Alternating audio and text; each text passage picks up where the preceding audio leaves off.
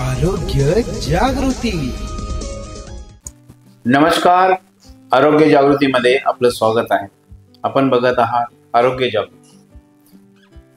मित्रांनो, आज आपण अशा व्यक्तिमत्वाशी भेटणार आहोत जे की सर्व क्षेत्रामध्ये अग्रेसर असून त्यांनी आपली कारकिर्दीमध्ये काय काय केलेले आहे आणि आज त्यांची वयाची 73 म्हणजे 73 वर्ष पूर्ण झालेले आहे.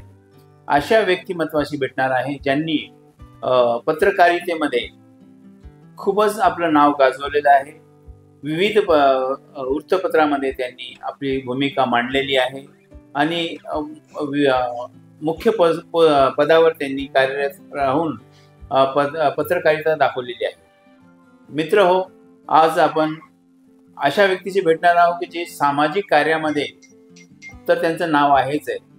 त्यांचे एक वैशिष्ट्य हे आहे की सर्वच समाजातील व्यक्तींना सोबत घेऊन सर्वात महत्त्वाचं कोणताही पत्रकार असो, छोटा असो की मोठा असो, सर्वांना समान वागणूक देऊन ते आपलं असं करून घेणं त्यांची एक खासियत आहे. अशा व्यक्तिमत्वाशी आपण आज भेटणार आहोत आणि त्यांनी आज पैठण गावापासून, पैठण तालुकापासून आपलं जे सफर चालू केलेलं आहे आणि आज छत्रपती संभाजीनगरमध्ये त्यांचं एक नाव गाजलेलं आहे. पूर्ण महाराष्ट्रात त्यांचं नाव आहे. असे व्यक्तिमत्व अरुण कुमार सोमनाथजी मुंदडा साहेब यांच्याशी आपण आज त्यांच्याशी चर्चा करणार आहोत. इथं गुंज करणार आहोत की त्यांच्या कार्यामध्ये, त्यांच्या वयाच्या 73 वर्षामध्ये त्यांनी काय काय कारनामे म्हणजे काय काय घडवलेले आहे, किती लोक घडवलेले आहे. सर्वात महत्त्वाचं आहे की त्यांनी भरपूर पत्रकार पण घडवलेले आहे आणि ते आज जे त्यांचे पत्रकार आज मोठ्या लेवलला गेलेले आहेत, त्यांना ते आज मानताय. अशाच व्यक्तिमत्वाशी आपण आज पर्सनली भेट घेऊया आणि त्यांच्याशी चर्चा करूया. चला. नमस्कार सर. नमस्कार. आरोग्य जागृतीमध्ये आपलं स्वागत आहे. सर, आपल्याशी आज चर्चा करण्याला खूपच आनंद होतो आहे की मी आपला शिष्य आहे आणि आपण खूप पत्रकार घडवले आहेत, त्यातलं मी एक आहे. त्यासाठी आपल्यासमोर बसून बोलणं हे माझं खूप म्हणजे मोठेपण तर आहे आपलं, पण आपल्याशी काय बोलावं हेच मला कळत नाही. तरी पण आम्ही एक छोटीशी आपली एक मुलाखत घेणार आहोत. सर्वप्रथम तुमचं आरोग्य जागृतीमध्ये स्वागत आहे सर. सर, मला एवढं सांगा की तुम्ही पत्रकारितेमध्ये कसं आणि कोणत्या कारणाने आला? मी साधारण 1970 पासून विविध संघटनामध्ये काम करत होतो. त्यामध्ये प्रामुख्याने जनतेसाठी एसटी महामंडळातून प्रवासी संघटना, सुशिक्षित बेकारांचे प्रश्न धसास लावण्यासाठी सुशिक्षित बेकार संघटना, महिलांसाठी घरगुती गॅस लवकर मिळावे, गॅस एजन्सी पैठणला चालू व्हावी आणि घरोघरी गॅस मिळावे यासाठी गॅस ग्राहक संघटना, विशेष म्हणजे MIDC मधील कामगारांना मदत व्हावी, कामगारांना सहकार्य व्हावे, कंपन्याकडून सहकार्य व्हावे, शासनाकडून सहकार्य व्हावे यासाठी कामगार संघटना, अशा विविध संघटनाच्या माध्यमातून कामाला पैठणला 1970-71 दरम्यान सुरुवात केली. तिथून पुढे 10 वर्ष हे कार्य करत असताना आमचे जे कार्य आहे, जे कार्य लोकांना कळावे त्यासाठी विविध वर्तमानपत्रात बातम्या पब्लिश व्हाव्या, त्या आम्ही आमच्या संघटनेमार्फत औरंगाबाद येथे पाठवण्यासाठी स्वतः आमचे कार्यकर्ते किंवा मी स्वतः या कार्यालयात येत होतो. प्रामुख्याने त्या काळात दैनिक मराठवाडा, दैनिक अजिंठा, दैनिक नवा मराठा, दैनिक लोकधर्म, दैनिक सिटीजन या वृत्तपत्रामध्ये बातम्या टाकण्यासाठी मी स्वतः किंवा माझे कार्यकर्ते येत होते. दरम्यान काही दिवसांनी संपादकांच्या कार्यालयामध्ये भेटी झाल्यावर त्यांनी असे सुचवले की बा एवढं सुंदर जर कार्य तुमचं आहे आणि तुमचं लिखाण जर एवढं आहे तर तुम्ही आमचं वार्ताहर म्हणून का काम करत नाही. मी आदरणीय श्री कैलासवासी अनंतरावजी भालेराव, डॉक्टर पन्नालाल सुराणा, यदुनाथजी थत्ते, निशिकांतजी भालेराव यांना असं सांगितलं की मला कसं जमेल. ते म्हणे हे कसं जमलं पत्रक आणून द्यायला, पत्रक लिहायला. मग तेही जमेल. मग 1980 मध्ये या सगळ्या औरंगाबाद येथील वृत्तपत्राच्या कामाला मी पैठण तालुका वार्ताहर म्हणून सुरुवात केली. दरम्यानच्या काळात तिथे कोणीही वार्ताहर त्यावेळेस औरंगाबादहून येऊन तिथले न्यूज कलेक्शन करत होते. मी काम सुरू केल्यावर 4-5 वृत्तपत्राचं काम करत असताना मग मी सुद्धा काही लोकांना माझ्या जवळ करून त्यांना या क्षेत्रामध्ये आणलं आणि कामाला सुरुवात केली. 1980ला सुरू केल्यानंतर रोज बातम्या औरंगाबाद येथे पाठवणे, कधी त्यांच्या दर महिन्याच्या मीटिंगला येणे, मीटिंगचा भत्ता घेणे, जे काही मानधन दिलं जात होतं ते स्वीकारणे आणि वापस पैठणला जाणे. त्या पिरियडमध्ये आमच्या मातोश्री पार्वतीबाई सोमनाथ मुंदडा ह्या म्हणत होत्या की व्यापार करणं हे महत्वाची गोष्ट आहे, हा काय कुठला नाद लागला या मुलाला. दरम्यान त्यांना असं समजावून सांगितलं की आपण जे वार्ताहर म्हणून काम करतो त्यात मानधन मिळतं, आपण जर लोकांच्या जाहिराती दिल्या तर त्यातही मानधन मिळतं, कमिशन मिळतं आणि मला त्यामध्ये रुची आहे म्हणून मला करू द्या. मग त्यांनी होकार दिला, आशीर्वाद दिला. 1990 पर्यंत पैठणला वार्ताहर म्हणून काम करत करत करत माझी छलांग औरंगाबादला आली. मी औरंगाबादला येऊन जाऊन लागलो तेव्हा कुठे ह्या सगळ्या औरंगाबाद जिल्हा आणि मराठवाड्याच्या बातम्या कव्हर करत असताना मला एक सद्ग्रस्त आणि फार प्रामाणिक पत्रकार हे भेटले. त्यांचं नाव आहे पार्थ जोशी. यांनी मला बघितलं की काय काम करतो हा माणूस. मराठवाड्यामध्ये ते आले होते. त्यांनी सांगितलं की एकदा मुंबईला या आणि मला भेटा. त्यांनी कळू दिलं नाही मी कोणत्या वर्तमानपत्राचा प्रमुख आहे, कोणत्या वर्तमानपत्राचा संपादक, वार्ताहर, रिपोर्टर आहे, काहीही कळू दिलं नाही. मी जेव्हा प्रत्यक्ष भेटीला गेलो तेव्हा मला कळलं हे महाराष्ट्र टाइम्सचे कोणीतरी आहे. त्यांनी मग महाराष्ट्र टाइम्समध्ये मला काम करण्याची संधी दिली. ती संधी अशी दिली की एका वृत्तपत्राचे 1 पान 2 पान पूर्ण 4 पान सप्लिमेंट करण्यासाठी मला प्रोत्साहन दिलं आणि मी ते करायला लागलो. साधारण 2016 पर्यंत मी विविध विभाग, विविध क्षेत्रातल्या जसे की कृषी दिन, अभियंता दिन अशा वेगवेगळ्या पुरवण्या मी करू लागलो. 2016 पर्यंत हे काम करत होतो. मधल्या काळामध्ये मला असं वाटलं की आपण लोकांचंही काम करतो तेव्हा एक साप्ताहिक आपण निर्माण करूया. मग मी 1991-92च्या दरम्यान एक राजसत्ता नावाचं साप्ताहिक सुरू केलं, जे की त्या पिरियडमध्ये त्या काळात 4 रंगी फुल स्केजमध्ये सुरू केलं. अनवधानाने काही वेळाने त्याला बंद करावं लागलं.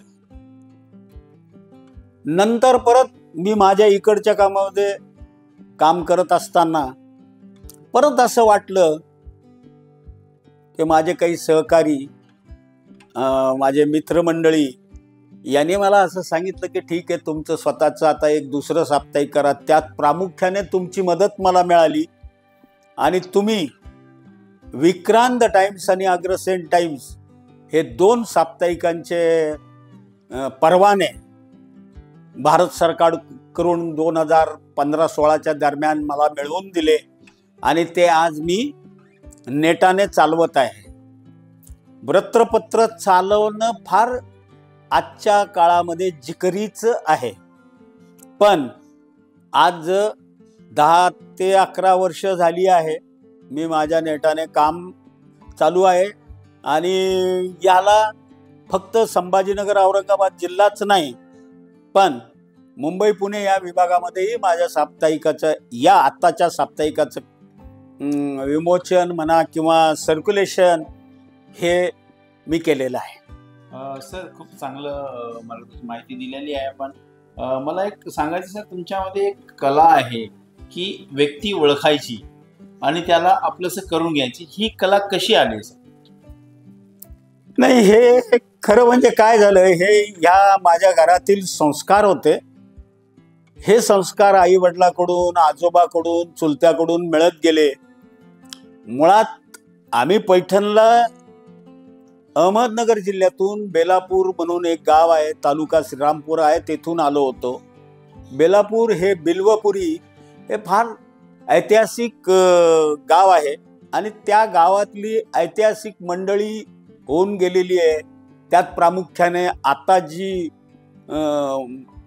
बोटावर सांगण्यासारखी नावं आहेत ती अयोध्या मंदिराचे ट्रस्टचे कोषाध्यक्ष श्री गोविंदगिरीजी महाराज उर्फ किशोरजी महाराज व्यास यांच्या सारख्या लोकांच्या सानिध्यामध्ये राहून हे सर्व मी शिकलो. सर, पत्रकारितेमध्ये पण खूप आपण गाजवलेलं आहे, जसे की कुराणला पण आपण पब्लिश केलेलं आहे. तर ही संकल्पना आणि विचार कशा आले? नाही, मुळात काय झालं, मुस्लिम विकास परिषदेचे काही मंडळी मला भेटली आणि त्यांनी मला असं सुचवलं की बाबा महाराष्ट्र टाइम्समध्ये आपण कुरान शरीफ साहब को छपा सकते हो क्या? मला बिल्कुल छपा सकते हो. श्रीमद् भगवद गीता छपा सकते हैं, रामायण कथा छपा सकते हैं. तर महाराष्ट्र टाइम्सच्या संबंधित अधिकारी लोकांना ही कल्पना मी सुचवली आणि ती मान्य केली. 40 दिवस कुराण शरीफ मी 2012 मध्ये छापण्यास सुरुवात केली आणि तो कार्यक्रम म्हणजे ईद प्रोग्राम असतानाच ते 40 दिवस छापला आणि मग ते ईद मिलन प्रोग्राम मी शहरात घेतला. त्यानंतर मी विविध क्षेत्रातले कार्यक्रम घेतले. त्यामध्ये प्रामुख्याने आंबेडकर जयंती आहे, ख्रिश्चन लोकांचा तो क्रिसमस सण आहे त्यामध्ये, किंवा मग रामायण कथा, महाभारत कथा या कथेमध्येही सक्रिय सहभाग घेतला. हे सगळं शिकण्याचं कारण म्हणजे बेलापूर, श्रीरामपूर, पैठण ही सर्व गावे जी आहेत ती तीर्थक्षेत्रीय गावे आहेत. त्या गावातून याला प्रोत्साहन मिळालं आणि प्रामुख्याने पत्रकारितेमध्ये आदरणीय गोविंदभाई श्राफ, आनंदरावजी भालेराव, बापूजी काळदाते, यदुनाथ थत्ते, पन्नालाल सुराणा, रत्नाकर पंडित, संजीव उन्हाळे, निशिकांत भालेराव या लोकांनी मला पत्रकारितेत फार महत्त्वाचं शिकवण दिली आणि सहकार्य केलं. सर, वृत्तपत्र आणि वाचन हे खूप जवळीक असतं, हे तुमच्यामध्ये जडलेलं आहे. पण बाकी वृत्तपत्र चालवण्यासाठी किती दगदग करावं लागते, किती मेहनत करावं लागते हे तुम्हाला चांगल्या पद्धतीने माहीत आहे. तुम्ही एका छोट्या पत्रकाराला पण आपल्या जवळ करताय आणि त्यांना समजून सांगताय, याच्याबद्दल थोडंसं माहिती. नाही, आता आपण फार मोठे झालो म्हणून कुणालाही वाईट किंवा कुणालाही काहीतरी वेगळं बोलणं, वेगळं समजणं हे योग्य होणार नाही.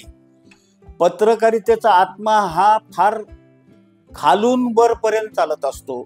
एखादी बातमी अशी असते की एखाद्या हमाल किंवा कुली किंवा मजूर सारख्या माणसांना सुद्धा ती बातमी माहिती असू शकते.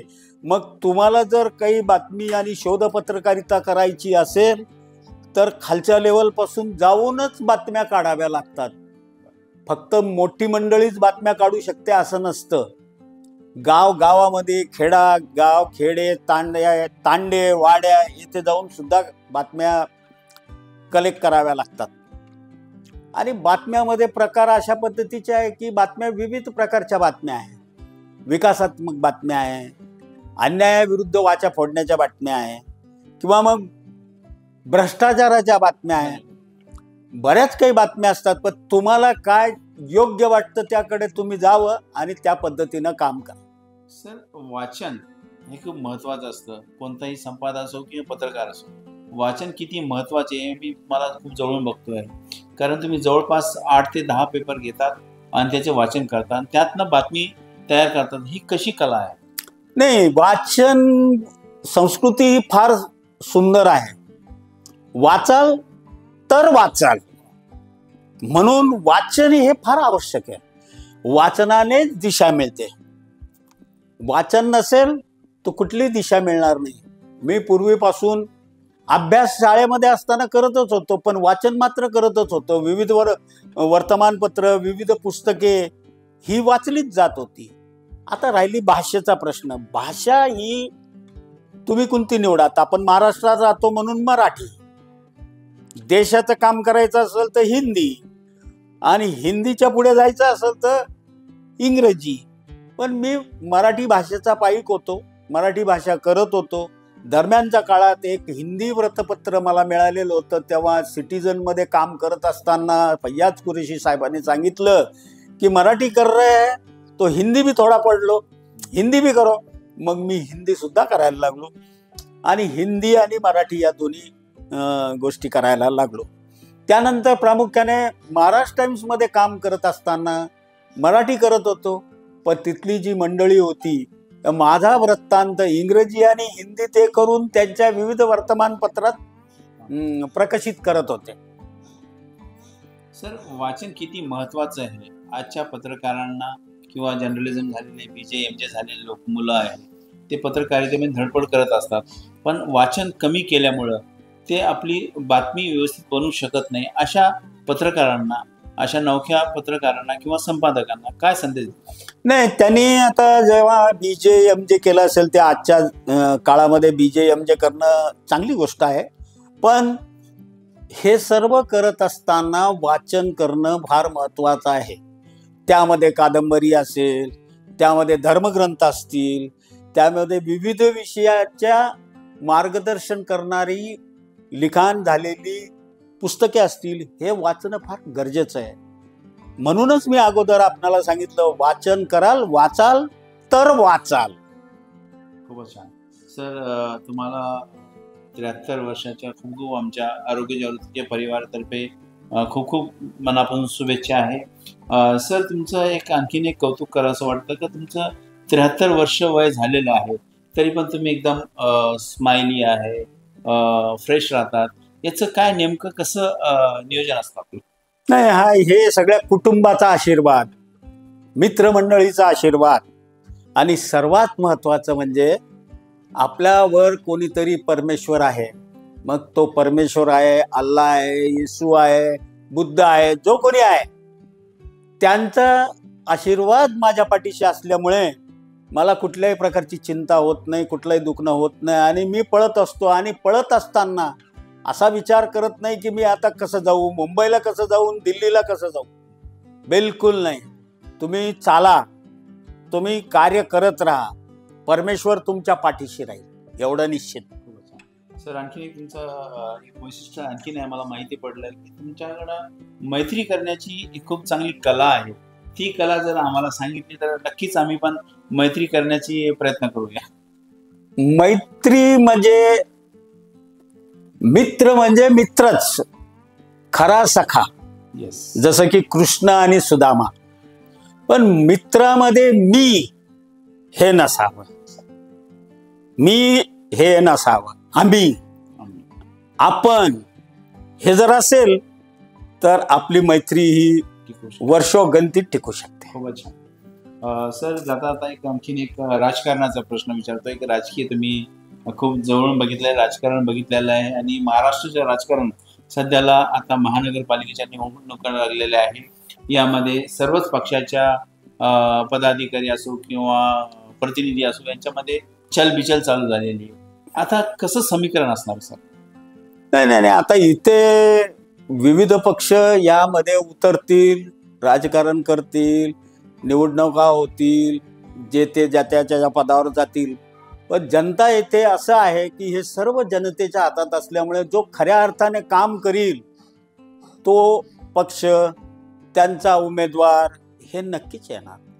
म्हणजे विकास आणि विकास जनतेला न्याय मिळवून देणारा, खऱ्या अर्थानं विकास करणारा, याला प्राधान्य मिळेल यात काही शंका नाही. सर, आपला 73 वर्षाचा अनुभव यामध्ये आमचा एक नवीन प्रश्न असा आहे की युवा वर्ग आज खूप भरकटत चाललेला आहे, व्यसनाधीन होत चाललेला आहे, यांना काय संदेश देणार आपण? ते आता युवा वर्गाची परिस्थिती फार वाईट झालेली आहे. शासनाने त्यांच्यासाठी काही जागा अजून ठेवलेल्या नाही. सुशिक्षित बेकारांची फौज निर्माण झालेली आहे. त्यांना कुठेतरी योग्य काम, योग्य मार्गदर्शन असलं ना तर ते भरकटले जाणार नाहीत. व त्यांना कामच नसेल, योग्य मार्गदर्शन नसेल तर ते वेगळ्या मार्गानेच जातील. स्वावलंबी युवा वर्गाने स्वावलंबी बनावं याकरता काय आपण संदेश देणार? नाही, शासनाच्या बऱ्याच काही योजना स्वावलंबी होण्यासाठी दिलेल्या आहे. शासनाच्या योजनाचा फायदा घेण्यासाठी शासनाच्या वेबसाईटवर, शासनाच्या परिपत्रकावर, GR वर लक्ष ठेवून आपण जर काम केलं तर त्यांना कुठेही सरकार कमी पडू देणार नाही, यात गॅरंटी आहे. मग ते सरकार कुठल्याही पक्ष असो, एकदा सरकार झालं ते त्या पक्षाचं सरकार नसतंच. ते सरकार असतं आणि ते सरकार म्हणजे आम्ही तुम्ही बनवलेलं सरकार असतं. खूपच छान सर. सर, आता महाराष्ट्राचं राजकारण ते आपण बघितलेलं आहातच आहे. महाराष्ट्राचे लाडके मुख्यमंत्री आणि दोन्ही उपमुख्यमंत्री यांनी आरोग्य क्षेत्राशी निगडीत खूप चांगलं नियोजन केलेलं आहे. जसं की योजना, महात्मा ज्योतिबा फुले योजना असो, CM फंड असो, पंतप्रधान नियोजन योजना असो, अशा योजना भरपूर आहे. हे सर्वसामान्यापर्यंत पोहोचत नाहीये. याकरता शासनाने काय पाऊल उचलायला पाहिजे आणि काय नवीन हे करायला पाहिजे? नाही, आता या सरकारमध्ये शासनाच्या मुख्यमंत्री आदरणीय श्री देवेंद्रजी फडणवीस, उपमुख्यमंत्री अजितजी पवार आणि दुसरे उपमुख्यमंत्री एकनाथजी शिंदे, प्रामुख्याने केंद्रीय सरकारमधले माननीय पंतप्रधान नरेंद्रभाई मोदी, गृहमंत्री आदरणीय अमितभाई शहा यांच्या योजना बऱ्याच काही निघतात. पण या योजना लोकांपर्यंत कशा जातील यासाठी यांनी आपल्या विभागातून आपली जी वृत्तपत्र निघतात, त्यांची जी मासिकं निघतात, त्याच्यामध्ये टाकून त्यानंतर प्रेस कॉन्फरन्स घेऊन या सगळ्या गोष्टी जर केल्या तर त्या लोकांपर्यंत पोहोचतील. कारण यांच्या केंद्र सरकारचे बरेच मॅगझिन निघतात, महाराष्ट्र सरकारचे बरेच मॅगझिन निघतात. त्यामध्ये प्रामुख्यानं लोकविजय आहे, त्यांचे इथे योजना आहे, कुरुक्षेत्र आहे, आजकल आहे, हे अशी जी वृत्तपत्र आहेत त्यांनी त्यामध्ये प्रोपगंडा करून लोकांपर्यंत पोहोचण्याचा प्रयत्न केला पाहिजे. आणि ग्रॉस लेवलला आपले अधिकारी जे कोणी असतील, समजा जिल्ह्याचा कलेक्टर असतो, विभागाचा कमिशनर असतो, यांना सांगून याचा फायदा लोकांना कसा मिळेल यासाठी कुठेतरी काम करण्याची गरज आहे. खूप खूप धन्यवाद सर. मित्रांनो, हे होते आपले 73 वर्षाचे युवा, संभाजीनगरचे 73 वर्षाचे युवा आपल्या सोबत होते. आज त्यांची आपण प्रखर मुलाखत घेतलेली आहे आणि त्यांनी आपल्या माध्यमातून जे मार्गदर्शन दिलेलं आहे खरंच कौतुकास्पद आहे. आपण याचा वाहवाह करण्याचा एकच कारण आहे की आपण पण यापासून बोध घ्यायला पाहिजे. कारण आज 73 वर्षाचं वय असून सुद्धा एवढे प्रखर बोलतात, एवढे मुद्देसूद बोलतायत आणि महाराष्ट्र राज्याचं पण त्यांना खूप चिंता आहे आणि त्यांनी इतके लोक घडवलेले आहे. अशा व्यक्तीशी आपण आज बोललेलो आहे. तुम्ही पण आम्हाला ऐकलेलं आहे. जर अशी कोणाला आपल्या स्वतःची बाजू मांडायची आहे तर आरोग्य जागृती नेहमी आपल्या सोबत आहे. धन्यवाद. ह्या युट्यूबला आपण सबस्क्राईब जरूर करावं, कारण आपल्या माध्यमातून सबस्क्राईब हेच आमचं ध्येय असणार आहे आणि लोकांपर्यंत पोहोचण्यासाठी आमचं एक माध्यम असणार आहे. धन्यवाद. धन्यवाद सर. आपण थँक्यू व्हेरी मच. फार फार धन्यवाद. कैंसर के सामने जहां हर पल महत्वपूर्ण होता है, वहां एक ऐसी जगह है जो सहानुभूति, समर्थन और संवेदना प्रदान करती है। आपका स्वागत है उम्मीद पैलिएटिव कैंसर केयर सेंटर में, जहां हम सहानुभूति और विशेषज्ञता के साथ देखभाल को नया रूप देते हैं। यहां हमारी समर्पित चिकित्सा पेशेवरों, योगदानकर्ताओं और देखभालकर्ताओं की टीम अपने रोगियों के जीवन की गुणवत्ता को बढ़ाने के लिए दिन रात मेहनत करती है। यह सिर्फ रोग का इलाज करने के बारे में नहीं है, यह समझने के बारे में है कि सफर क्या है। हम संकट समाधान देते हैं और समय को बेहतर बनाते हैं। दर्द प्रबंधन से लेकर भावनात्मक समर्थन तक हम अपनी सेवाएं प्रत्येक व्यक्ति और उनके परिवार की विशेष आवश्यकताओं के अनुसार व्यवस्थित करते हैं। हमारे संपूर्ण देखभाल दृष्टिकोण में चिकित्सा देखभाल को कला और संगीत जैसी थेरेपियों के साथ जोड़कर एक समर्थनमय वातावरण प्रदान करता है, जहां उपचार की प्रक्रिया फलने की संभावना होती है। पेशेंट केयर गिवर हमें उम्मीद पैलिएटिव कैंसर केयर सेंटर में इलाज ही नहीं, एक समुदाय मिला जो हमारी समझता है और परवाह करता है। हमारी स्थानीय उपलब्धियों में स्थान हमारी स्थिति को शांति और समृद्धि देने वाली एक संबल परिसर है। हर पल को महत्व देने के हमारे मिशन में शामिल हों। साथ में हम कैंसर से जूझ रहे लोगों को आशा, गरिमा और समर्थन प्रदान कर सकते हैं। साथ में हम बदलाव ला सकते हैं।